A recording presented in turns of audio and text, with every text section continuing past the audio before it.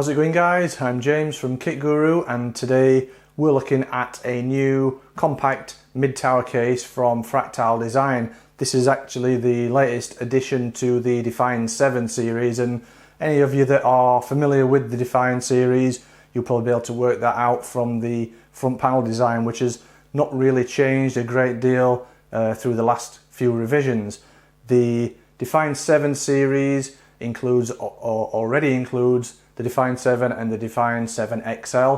They're two cases that Leo reviewed a few months back. He was really impressed with those, and the Define 7 Compact, which is this one, it's going to kind of replace, or it's the predecessor to the Define C, which was introduced I think back in 2017. Dominic reviewed that case then, and he was also really quite impressed with it at the time, so I have a feeling, I'm probably going to like this. So the Define 7 Compact is launching today, and it is actually available in three different versions. There's one with solid steel side panels on both sides, so that's ideal for your kind of understated sleeper builds. And there's also two tempered glass version, one with a light tint. That's the one that we have here, and it is really quite light. You can see straight into the case. And then there is another additional darker tinted tempered glass version.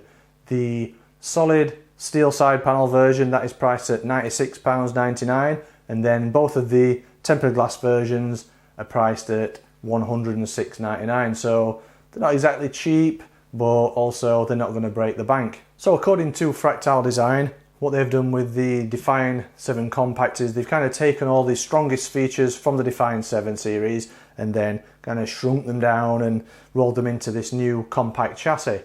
As well as that, there's also been quite a few upgrades or improvements from the Define C. I'm not going to kind of list all those changes right now, but what we'll do is we'll have a bit of a tear down, take some side panels off, have a look inside and see just what we can build inside this system. One of the kind of biggest features of this case is that it has like a completely tool-free panel assembly solution. So there's no screws or anything needed to disassemble the case, which is really quite handy. It makes it really easy to get access inside and build the system. So yeah, let's take a look and see what's inside. So both the tempered glass side panel and the steel side panel, they attach to the frame of the chassis in the same way, completely tool free. There's just a small tab at the back of the case what you just push open, and that releases the little tabs on the frame, and then you just simply lift the tempered glass side panel out, and it's that simple. You can see the majority of the tempered glass side panel is pretty clear. You've just got these two black lines top and bottom that kind of hide this little bit of metal that holds it to the chassis. The steel side panel comes off exactly the same. Just pull the tab at the back and lift it out to release. And inside the back of the steel side panel, you've got this bitumen sound dampening material, so that should help with a little bit of noise reduction. And like both of the side panels, front panel is also very easy to remove. Just clip it out from the top and lift it away. On the back of the front panel, you've got some more sound dampening material. Down both sides, you've got some air ventilation gaps, probably around 20 to 25 millimeters, and they also have removable dust filters that clip in and out really very easily. And the actual fascia of the front panel, some of the previous versions, this was like a plastic with a brushed aluminium finish. This is actually brushed aluminium, so it feels a little bit more premium to some of the previous versions. The top panel is quite interesting as well. That just simply clips off. There's sound dampening material in there, and that's made out of steel. Beneath the outer panel, you've got a dust filter that you kind of just lift at the back and then slide to the rear to remove. That's actually a nylon dust filter. And then inside the box with the Define 7 Compact, you've got this accessory pack, what includes your usual screws and bits and bobs and user guide and the usual stuff that you would expect to get with a case, as well as this interchangeable kind of airflow top panel. As you can see, it's got quite a big vented section in there, and it's just clips into position where the other panel will go, so you can use that with some fans mounted in the top here. to bring a bit more airflow to the system.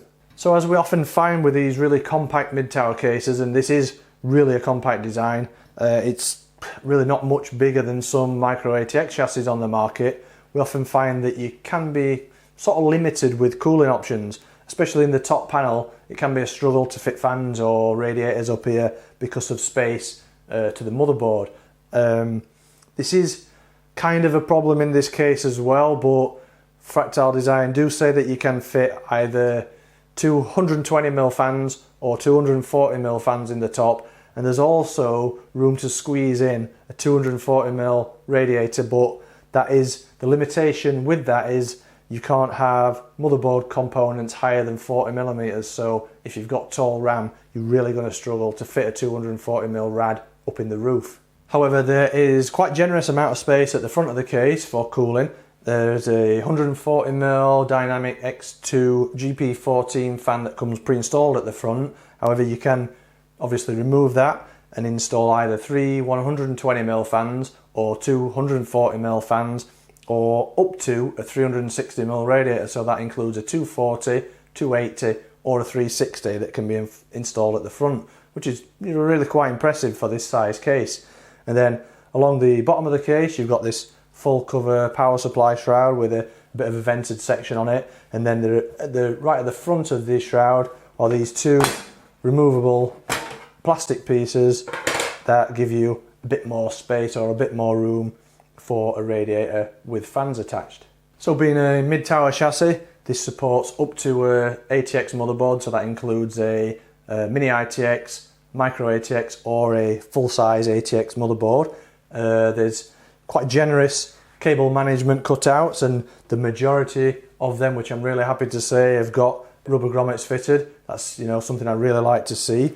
If we turn the case around, in the back you can see there's a 120mm Dynamic X2 GP12 fan that's pre-installed in an exhaust configuration.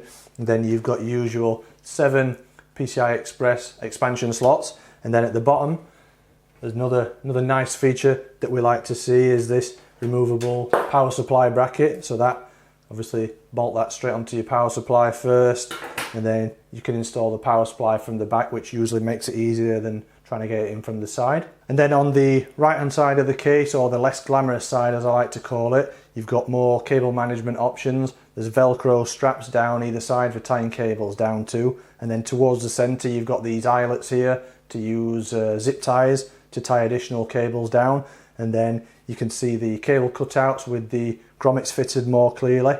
It does look a little tight around this back section for cable management. Around the back of the motherboard there's only approximately 20mm of space, but there is this kind of indented section towards the front what gives you a bit more space. There's around about 25mm there, so I'm guessing that the case is designed to kind of use this channel for the cable management. That'll obviously depend on what components you install and where you install them, but when we build the system shortly we will try and see if we can utilise this part for the cable management. And then at the bottom of the motherboard tray you've got these two 2.5-inch SSD mounts. These are attached just with a single thumb screw and they just lift out. You can actually, if you want to have your SSDs on display, you can actually take these brackets and put them on top of the power supply shroud, fix them down there. Fractal do offer these separately, so you could actually in fact have 2 SSDs at the back and then 2 SSDs around the front. And then right down on the floor of the chassis inside the power supply shroud there's actually space in there for installation of up to 165mm long power supplies, and that is with the hard drive cage in place. The hard drive cage includes 2 removable drive bays. They fix in place with a single thumb screw at the front and they just slide into position, and you can fit either 3.5-inch or 2.5-inch drives in here. And the actual cage itself, that is kind of adjustable or removable, so you can adjust it backwards and forwards to either make more space at the front for a bigger or wider radiator, or make more space at the back for a longer power supply. Or alternatively, you can remove the cage completely and that gives you unlimited space front and back to install power supplies and radiators. And then with the case flipped up on its side, you can see at the bottom you've got a full length dust filter that just slides out from the front. There's a nice big vented section for the power supply fan, and then if you do choose to remove the hard drive cage, you could potentially fit here another 120mm fan or a 120mm radiator. So it seems like there's been some real comprehensive upgrades and improvements and changes with the Define 7 Compact, and there's no doubt I've probably missed out some key bits of specification or some facts about the case, what you might want to know. We do have a full written review of the case over on the Kit Guru website, so if you want to check out the full specs and the key features, head over there and have a read of that. But now I think it's time that we built a system inside the case to see really how good it is.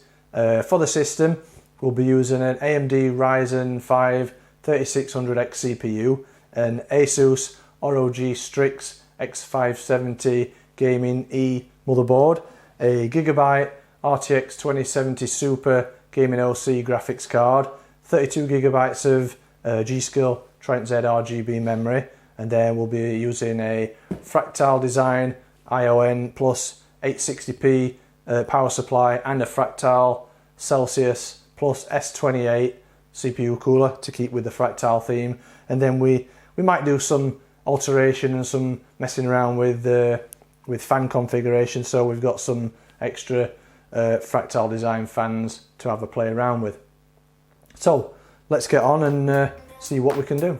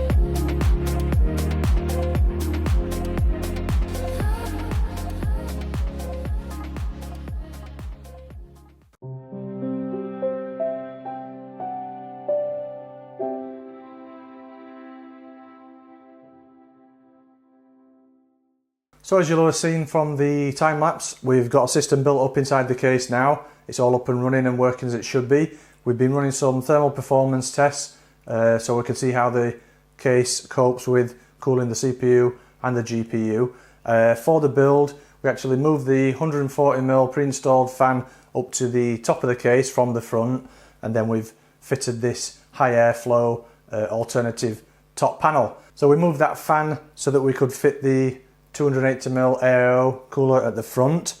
I have to say that even though this is quite a compact chassis, there was no problem fitting that quite large all-in-one cooler up at the front of the case, and then we managed to be able to move the hard drive cage right to the front, so that gave us plenty of space for the power supply and the cables. If you were to install a 360mm AIO at the front, you may have to just move that hard drive cage a little bit backwards just to give you that extra space, because the cooler will be going right down into the bottom of the case. So during the build, we didn't come up against any major challenges or issues that prevented us from fitting any of the components that we selected originally. Like I say, the all-in-one cooler, that fitted up front no problem. There was plenty of space as well for the 2070 Super graphics card. I know it's not probably the longest graphics card in the world, but it's around about 285mm, and it still left us probably about 20 to 25mm of gap between the end of it and the all-in-one cooler. So again, that's good to say that this is a compact case. And then motherboard installation, that was nice and easy too. There's just enough space inside the chassis to be able to maneuver it into position and then clear this 120mm fan with the AO shroud that's on the back of the motherboard. And as I've mentioned, with us being able to move the 3.5-inch hard drive cage right to the front of the case, that created plenty of space at the back for the installation of the power supply, and it gave us enough room to hide away cables, and I probably think that there is enough space in there to be able to disconnect or reconnect new cables to the power supply if you add in any additional hardware in the future. In terms of the cable management, it's been thought out well in this case. There's plenty of cutouts all in the right locations around the motherboard, and we obviously utilised them the best that we could. It is slightly tight at the back of the motherboard for the cable management, but the channel to the left hand side, that comes in really handy. That it gives you about an extra 5mm of space, and we were able to get the majority of the cables over there and then directed down that channel to the positions that we needed. So again, this is a nice feature that's come in useful. And the tool-free panels, that's another good feature that I like. It makes it easy for you to strip the case down originally, and then if you're a bit like me and you like to tinker around inside the case, often it's easy to get access to the internals to do what you want. So in terms of the thermal performance and acoustic performance, we've been running our usual series of case tests where we have the case in various different configurations, such as the default configuration, and then with the side panel removed, front panel removed, and then changing this top for the airflow or the solid panel. We then run IDA 64, stressing the CPU and GPU for 15 minutes, and then record how those different changes in the configuration affect the thermal performance and the noise levels. The CPU temperature was barely affected by the various different case configurations we tested. Removing the glass side and using the high airflow top panel gave us a modest reduction in the GPU load temperature, with the lowest reading coming while the alternate high airflow top panel was installed. So even in its default configuration, the Define 7 Compact provides adequate cooling. And then noise levels, they followed a similar trend to the thermal performance. Removing the front panel brought noise levels up under load, and the system was at its quietest with either the top airflow panel installed or with the glass side panel removed. Now this is due to the GPU running cooler and the fans turning slower, which is something we often see when testing the acoustic performance of cases. And if you want to see the full details of the testing procedure, we have a page on the review of this case over on the Kit Guru website that is dedicated to the testing methodology, so you can head over there and check that out. So overall, I really quite like this case. It's a nice compact design, and I'm really into the understated looks. Even though this kind of front panel design may be a little bit long in the tooth, it's one that Fractal has kept with for, well, a number of years now, but I mean, it still looks quite sleek and quite modern even in 2020. And I like some of the features that they've added, such as the tool-free panel removal. That's really handy. The addition of USB Type-C connection on the front panel, that's also a worthy addition. And inside the case, even though it is quite compact, there's plenty of space in there to really install a high-end system, whether it be a gaming system or even a workstation. As long as you choose your components wisely, you shouldn't have a problem fitting in more or less anything you want. However, there are some slight limitations with the case. That's mainly down to its compact size rather than any kind of design issues. You can fit a 360mm all-in-one CPU cooler at the front, and Fractal does say that it is possible to fit a 240mm in the top, but we had a go at that and that wasn't possible. So if you have any kind of VRM heatsinks on your motherboard, you're going to be struggling with an all-in-one CPU cooler at the top. Saying that though, there is enough space there for two 120mm or 140mm fans, so